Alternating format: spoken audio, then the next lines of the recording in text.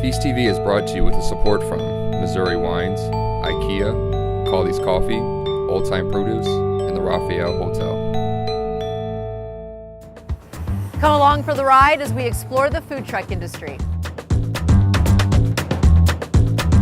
I'm Kat Neville, and this is Feast TV.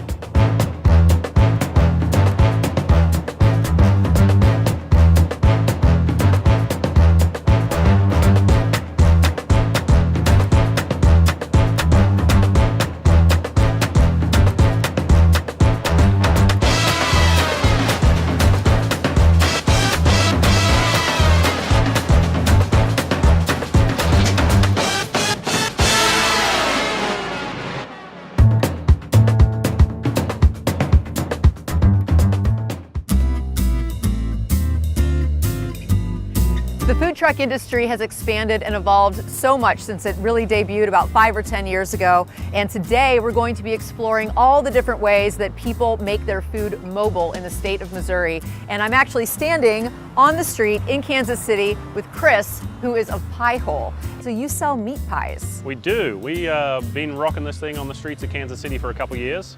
Really loving the fact that we come from starting in our home kitchen where I was making these at home and I was just sharing them with my friends and family and neighbors. And for the last couple of years, it's been really well received on the streets as well. So tell me about the format of the truck. So in Australia, it tends to be something more like this, where there will be what we call a pie van just parked on the side of the road.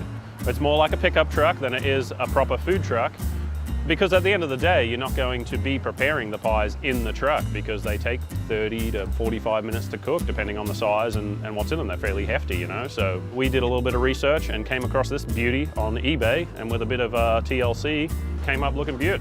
I love it. It's really fun. Our first stop on our food truck tour is in Springfield. We're going to check out their mobile food truck park.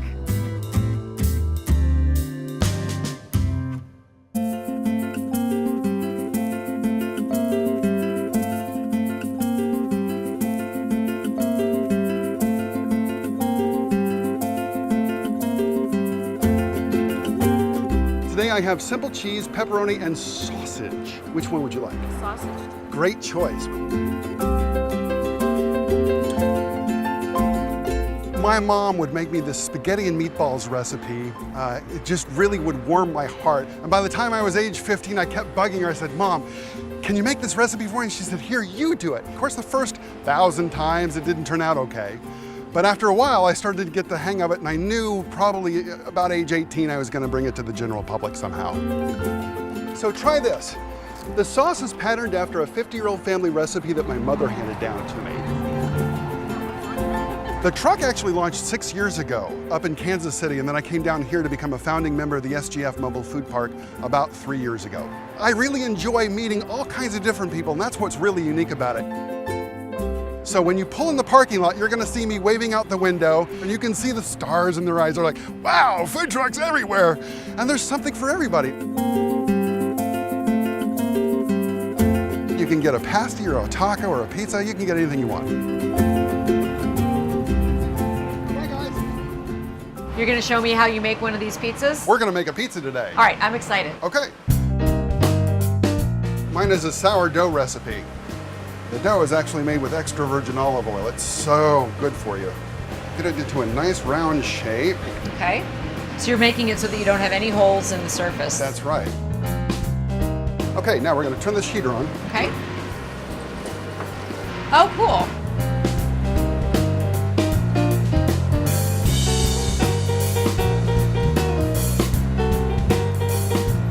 Boy, that is thin, isn't it? Yeah.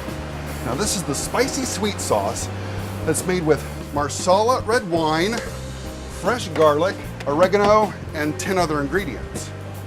Now, this is the important part, counting the pepperoni.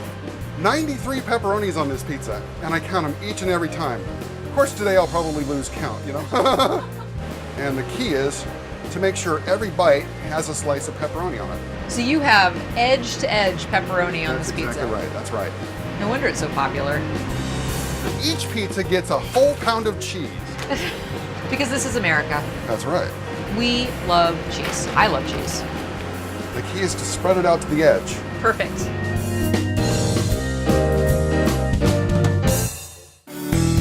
So what is it like when you're in the middle of a lunch rush and you've got people like coming to the window, you're trying to get the pizzas done? Slightly stressful, but at the same time, I feel honored that somebody has chosen me for their lunch. Well, and I think having the food truck, you're so close to your customer. I Right. mean, you're personally handing people That's right. their pizza. I get personal hands-on, small batch, one-on-one attention with my customers. Ooh, the pizza's done. That looks great. It's my turn to make a pizza. I'm gonna roll up my sleeve and I'm gonna try to replicate what Chef Baldi has done. Outstanding. Look at that. Not bad, huh? Yeah.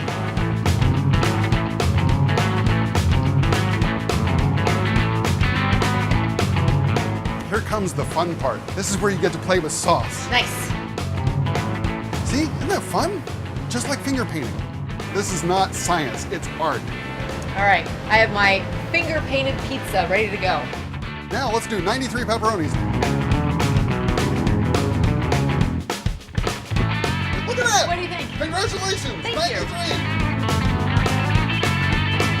Right there, perfect. Thank you. My very first Chef Baldi pizza. That's right. I love it.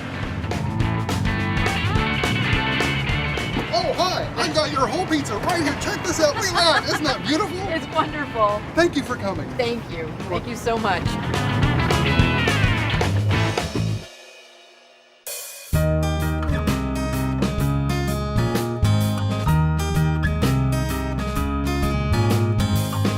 Being part of this mobile food park has allowed everybody to really rely upon everybody else. We're generating a lot more tax revenue from a piece of concrete that was laying dormant 5 years ago. And now we're actually part of the community, not only building up this part of Springfield, but we're also helping everyone else succeed. One of the things that I've noticed that's a driving force with everybody that I work with here, we're bringing something from our childhood, something yummy that we just have this drive to bring to the general public and have them taste it. And that's really what makes us all tick.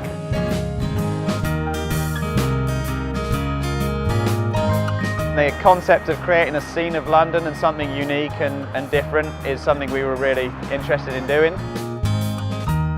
The bus we actually found when we started to come up with this idea of a scene of London.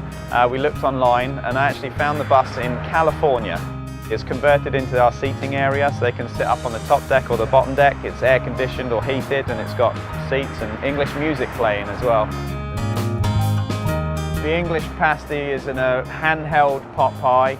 Originally the miners had them back in the days in Cornwall, and it was a hearty meal that they would take down the mines with them. The crimped edge is what they held. They would hold it, eat the pasty, and then throw the crimp away. And that's where it all started from.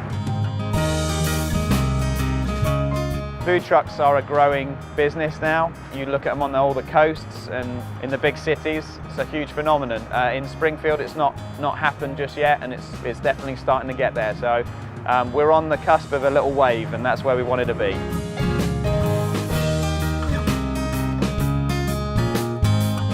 I grew up in Tucson. I'm actually Cherokee, but Mama got this recipe from a Navajo friend, and we've just made it all around the world.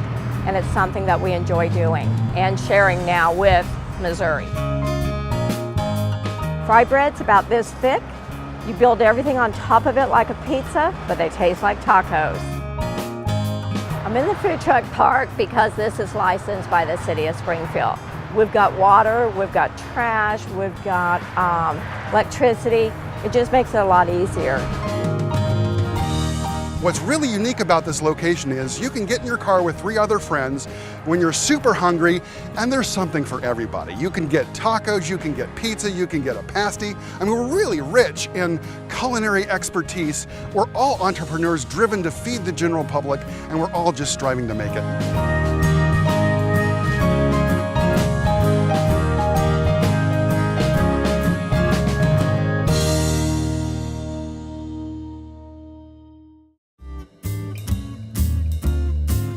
So the pies themselves, Yes. tell me about them. A meat pie is designed to be handheld, so it has short crust pastry on the bottom, meat and gravy filling on the inside, And then really what takes it to an 11, we think, is a puff pastry on top rather than just kind of a regular short crust. This is how it has been done in Australia for years, and we're just trying to bring a little bit of home to Kansas City.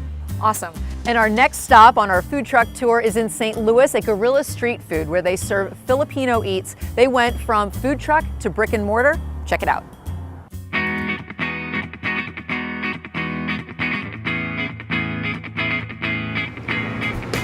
I'm here in the kitchen with Brian Hardesty, and he's going to show us 3 signature dishes. But before we get into the cooking, how did you and Joel really collaborate on developing the menu, and what was it like for you to learn about Filipino cuisine?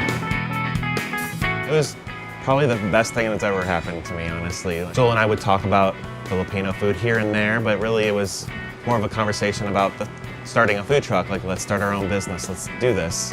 We didn't really know what we wanted to do, we just know that we wanted to do it. We both heard about food trucks and how they were becoming a thing, and we were like, we could do that, and we pipe dreamed about it for quite a while, probably like 2 or 3 years. We didn't know what we were going to do originally right away, but we knew we wanted to do something that you couldn't get anywhere else in St. Louis. Filipino food is not being done in St. Louis that I knew about. And we're like, okay, let's learn. We'd seen Filipino restaurants come and go, and I had my theories of why it didn't work, and Brian is super talented, and I figured together we could kind of crack the code on making Filipino food like, mainstream basically. So for anybody familiar with Asian cuisine, I mean, you're gonna see that rice is the base of a lot of these dishes. For sure. But beyond that, can you tell me about some of the ingredients that might be unfamiliar? Not only ingredients, but the combination of ingredients and the lack of other things that normally my instincts would tell me to put in those dishes is really what stands out about Filipino food. But I would say vinegar is a must-have, soy sauce, of course, bagong, which is like shrimp paste. So it's like ground up shrimp, it's real funky, but in the end, it's amazing. You can eat it by itself, or you can incorporate it into a dish and it'll taste like nothing you've ever tasted before. So I love that ingredient. It's my favorite. So. Is it in one of the dishes you're going to show us today? It can be. Well, let's do it. Okay. What are we going to start with? We'll do the flying pig first. That's our most popular dish. I think it's what we're known for the most. And now this is what you guys started with on the truck. Yes, this is our very first. This and chicken adobo are like our babies. So this is a soft cooked egg. I mean, it's a sous vide egg. Yes, 63-degree egg, a 1-hour egg, whatever you want to call it. It's the perfect egg. It's not runny, but it's not hard cooked. It's the best of both worlds, I think. And what is this? This is calamansi. This is a Filipino lime juice.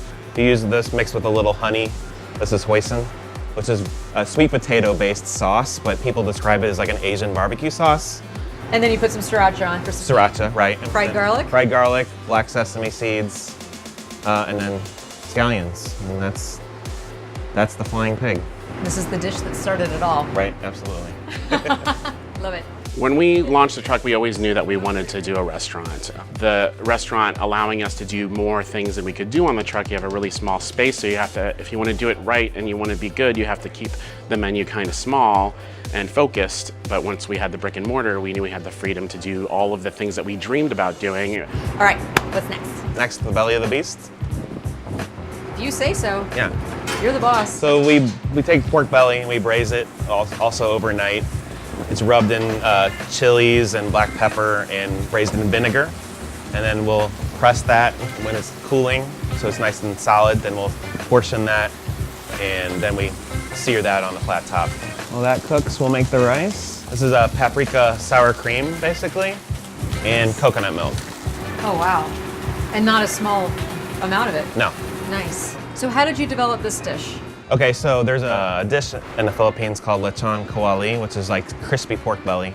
I wanted a dish that was kind of like tart and a little bit spicy, so we decided to change it up. The coconut milk rice is there because it's a little tart and spicy, so we needed to like have like this like luscious, like rich rice underneath of it, and plus the fat from the pork belly. So this is the orange chili glaze with fish sauce. And then we garnish it with more chili peppers and fried garlic, of course, and green onions, which we put on pretty much everything. It's like sexy on sexy. Exactly, you know. Yeah, Man, the food truck industry has changed so much since we started. We were one of the first 5 or 6 trucks that started. That first year we started, there were maybe like 10 or 12 trucks, and now I think there's more than 70 trucks between the county, the city, and St. Charles. So it's skyrocketed, and I think it's great because now we can kind of get to the next evolution where people are going to up their game on the type of cuisine. Since there's so much competition, naturally people are going to want to try and be more creative or do something unique or do something that you can't get anywhere else, get a style of food or something like that. So I think it's exciting. All right, last dish. Okay. There's a lot of different styles of pancit. This is our gorilla pancit, so it's our version. We made it up. So onions, red pepper, mushrooms. This is a vegetarian dish. Bok choy. Okay, and then our noodles. This is banana ketchup, spicy banana ketchup. So it looks like ketchup, right? But it's made with bananas? Made with bananas. Fun. And it's funny because some people order this and they're like, I don't want the banana ketchup. I'm like, that's fine, but I really think you should try it. You'll be surprised that it's not, bananas sound like a strange ingredient, but that's why you're here. Right. You know what I mean? To experience something new, so. The color is beautiful. And I mean, that took like, what, 3 or 4 minutes? Yeah. Black sesame seeds and bean sprouts on top, and then we'll serve it with a lemon. In the Philippines, you would serve that with calamansi, which is a lime, but we don't have enough of that to do that, so we can't. Because Joel fermented all of it. Because Joel stole them all.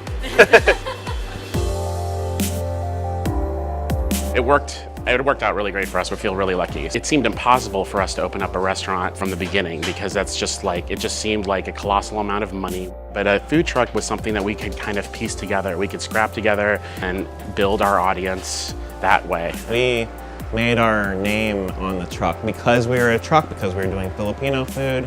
Like that's who we are, you know what I mean? So that's why when you walk in the restaurant, the front of this window in this kitchen is supposed to kind of look like a food truck, or, because we're proud of it. It's where we came from, so. We did it all on our own terms, and we didn't borrow any money from any banks. We didn't do anything. It's all me and Brian together, and we don't have to answer to anybody, so we can do whatever we want.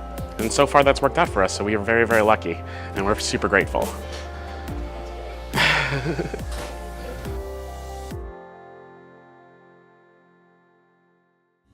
So how have you seen the food industry in Kansas City evolve, especially the food truck industry? It's been really great since we started just over 2 years ago to see not only the number of trucks that are coming out there, but the variety of food. And from a business owner's perspective, there's a lot of barriers to starting up a restaurant, whereas a few of those are kind of a little bit easier to overcome for somebody just trying to offer what they have and see whether there's a market for it. It seems like people are more willing or more able to offer things that are unfamiliar, again, like you're saying, because there's not as much of a financial risk in opening up a food truck. What do you love most about this? What surprised you the most about getting into this industry? From the customer interaction standpoint, I love just introducing something to somebody that's never had it. Our real success story is that people just love coming back. Once they get a first taste of these things, they're hooked. It's great. Love it. So our last stop on our food truck adventure is in Columbia, Missouri at the Ozark Mountain Biscuit Company. The gentleman who runs that truck, he parks at a local brewery, and he also vends at festivals.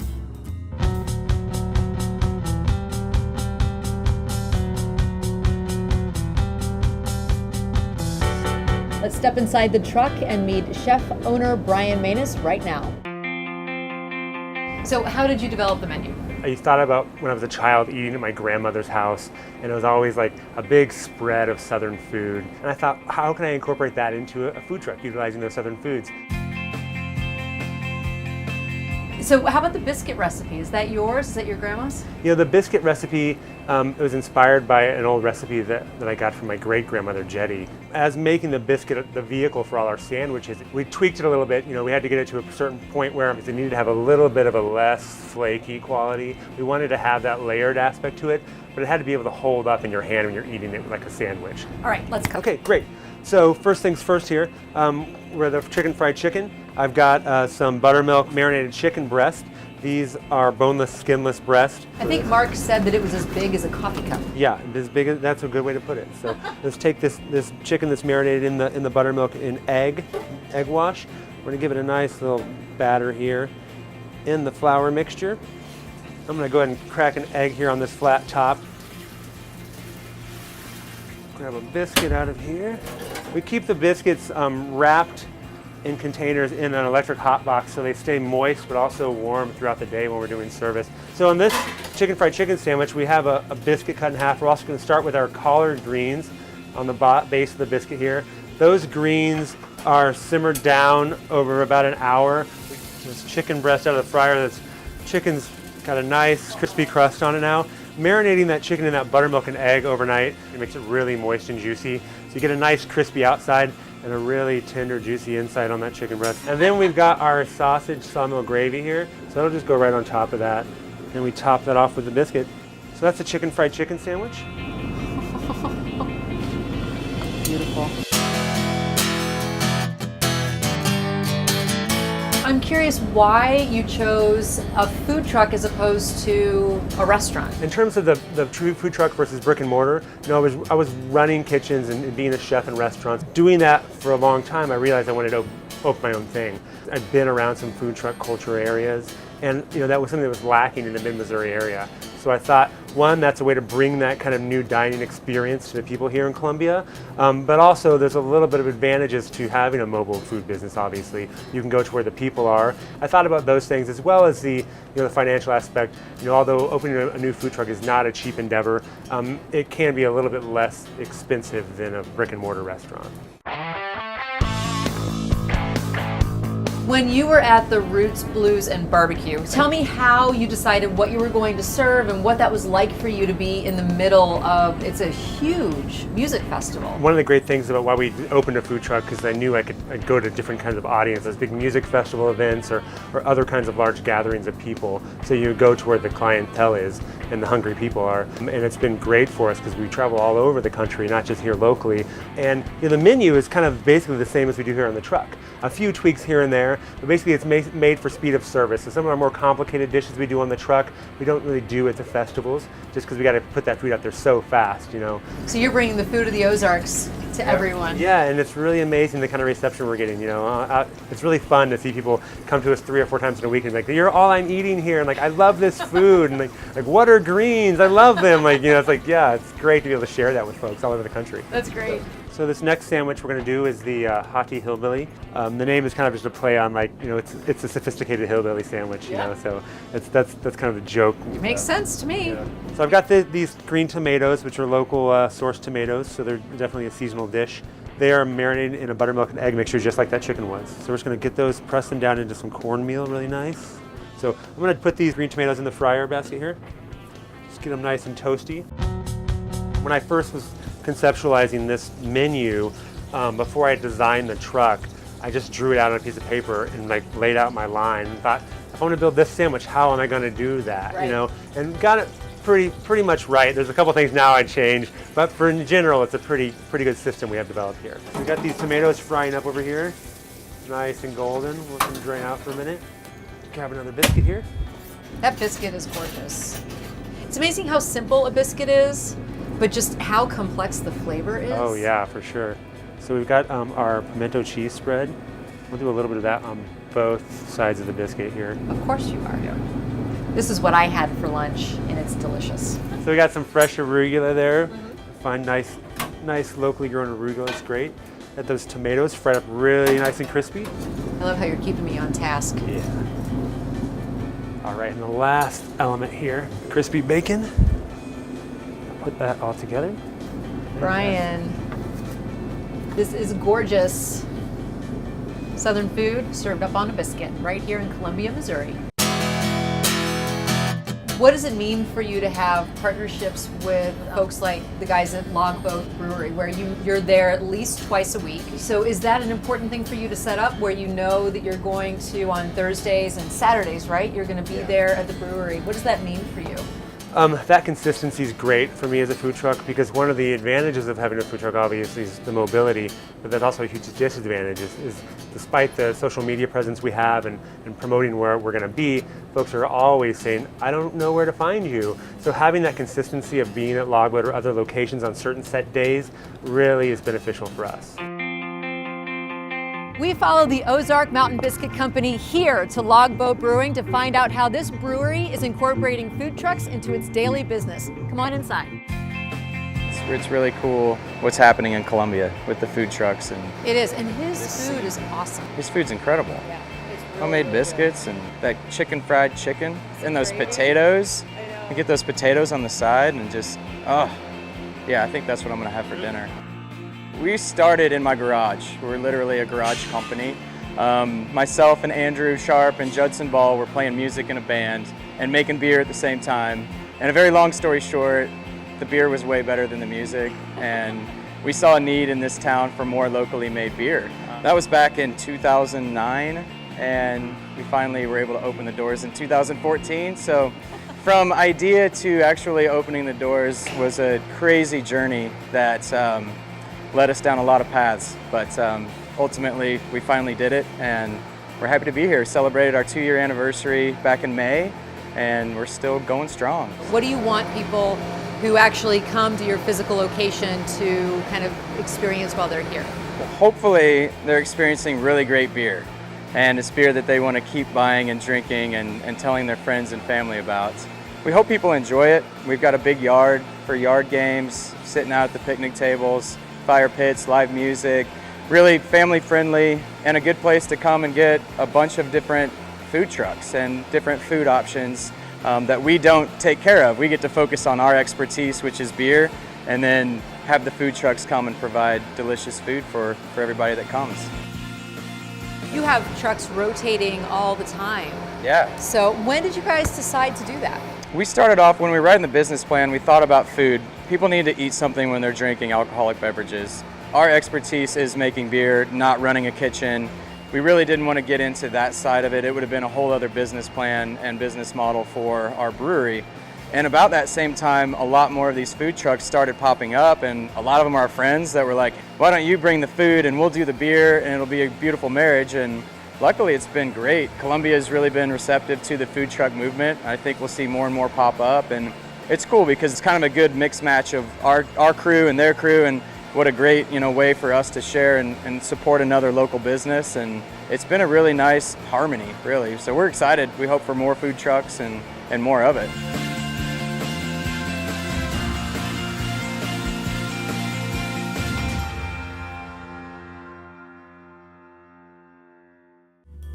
I think I'll have the Swagger Daddy. Perfect.